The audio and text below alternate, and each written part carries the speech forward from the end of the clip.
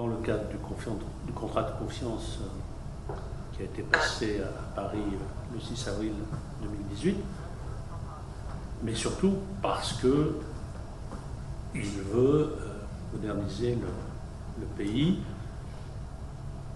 et faire face aussi à l'urgence économique et financière. La réunion qui s'est tenue il y a 2 jours au palais présidentiel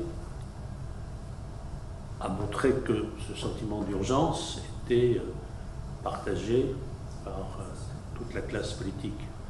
Je crois que c'est important. Vu de l'étranger, c'était peut-être évident, mais le fait que toute la classe politique ait conclu qu'il y avait urgence et qu'il fallait faire un certain nombre de choses, certaines ont été décidées, d'autres sont encore en cours de décision et un certain nombre sont à mettre en œuvre. Ce constat, cet accord sur le diagnostic est une bonne chose. Je crois qu'il y a aussi accord sur le fait qu'il n'y a pas de solution miracle. C'est une combinaison de mesures, d'actions qui seule peut conduire à faire repartir l'économie libanaise, diminuer les tensions financières qui existent et servir les intérêts du peuple libanais. Donc il n'y a aucune solution miracle, il n'y a pas de... Tout n'est pas à attendre d'un instrument. Il faut une combinaison de mesures qui inclut un travail, je crois que j'en ai déjà parlé en sortant de chez le ministre des Finances hier sur le budget, avec probablement des mesures importantes sur les dépenses, qui ne peuvent pas continuer à progresser comme elles ont progressé. Sans doute aussi des mesures de recherche de quelques recettes, et le tout dans les temps constitutionnels, dans les délais prévus. Et tout le travail qui a été fait de réflexion, de débat politique sur la préparation du budget 2019, certains pourraient considérer qu'il a été perdu puisque le budget n'a été approuvé et voté qu'en juillet. J'ai tendance à considérer qu'il permet d'avancer vite sur le budget 20 et que pas besoin de réouvrir un certain nombre de débats. Et je rappelle que l'objectif qui avait été fixé et agréé par le Liban à la conférence Sèvres le 6 avril 2018, c'était de réduire le déficit public d'1 point de PIB par an en 5 ans. Entre-temps, par rapport à la situation dans laquelle nous étions il y a 18 mois, le déficit s'est creusé. Donc il y a une correction à faire et maintien de cette baisse de 1%. Sur le chantier des réformes, tout le monde est bien d'accord pour considérer que la remise à fonctionnement normal d'électricité du Liban, et j'en ai parlé tout à l'heure, c'est-à-dire la fourniture de services aux usagers, mais aussi le début d'augmentation des tarifs, et ce, dès le 1er janvier 2020, est utile. Et puis un gros travail technique qui est fait dans la construction de nouvelles centrales. Il y a un travail aussi qui est fait, qui porte ses fruits sur le terrain dans la collecte des factures. C'est-à-dire l'idée qu'on paye son électricité est en train de s'installer, et c'est une bonne chose. Et tout ceci peut se faire en différenciant les tarifs selon les catégories sociales.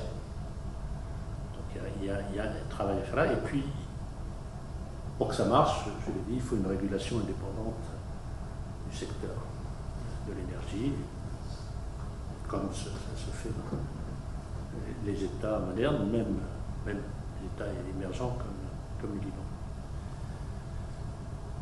Il y a d'autres réformes qui relèvent de la bonne gouvernance,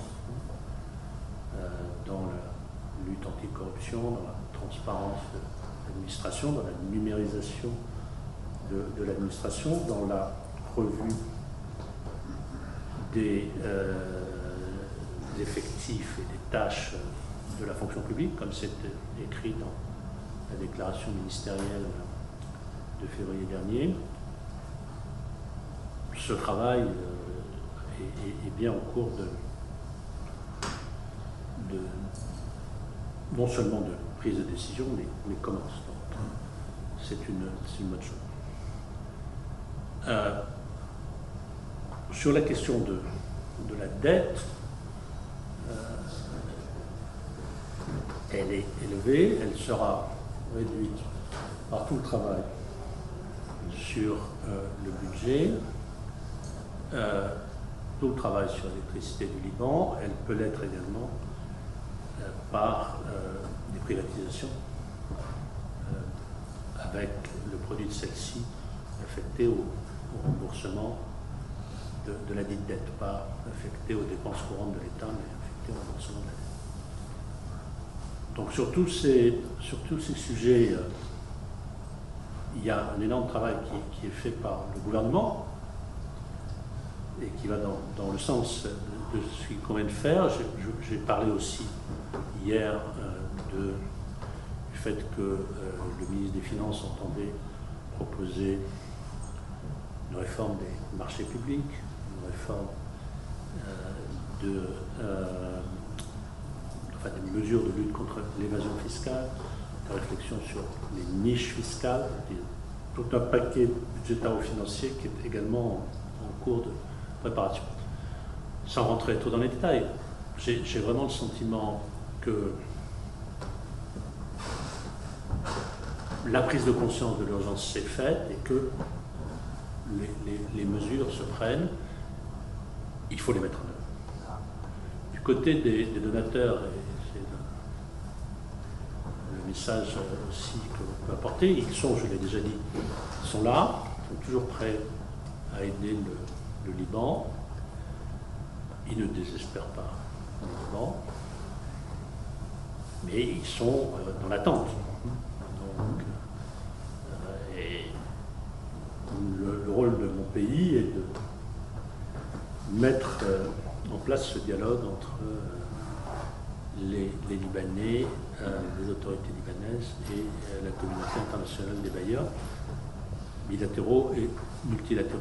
Donc c'est ce travail que je tente d'effectuer et on devrait pouvoir constater tout cela, mettre en musique tout cela, d'abord dans la relation bilatérale que la France a avec le Liban, mais plus généralement de manière multilatérale à un moment de l'automne. Voilà, donc le sentiment que les choses sont comprises, le sentiment que l'urgence est admise, et maintenant, aussi bien pour les autorités libanaises que pour les bailleurs, le mot-clé c'est action.